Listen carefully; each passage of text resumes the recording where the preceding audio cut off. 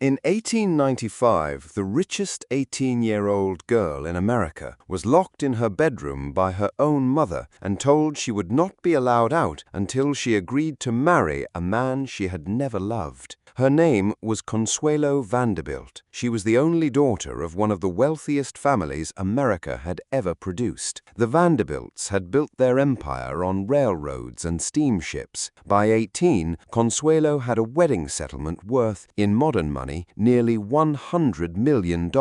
She stood 5'11", with a swan-like neck, dark eyes, and a face that the greatest painters of Paris would line up to immortalize. She had been educated by a regiment of tutors, spoke 5 languages fluently, and was considered one of the most intelligent young women of her generation. She was also secretly engaged to a young American named Winthrop Rutherford. Her mother had different plans. Alva Vanderbilt was a woman so ruthless she had publicly divorced her own husband to free herself for a richer one. She had decided that her only daughter would not marry a commoner. She would marry into the British aristocracy. The husband Alva had chosen was Charles Spencer Churchill, the 9th Duke of Marlborough. He was 23 years old. He owned Blenheim Palace, a vast and crumbling country estate. He needed money. He was already in love with another woman. Consuelo refused. Alva intercepted Winthrop's letters, burned them, confiscated Consuelo's replies. When Consuelo planned to elope, Alva locked her in her own bedroom. She told her 18-year-old daughter that if she did not break the engagement,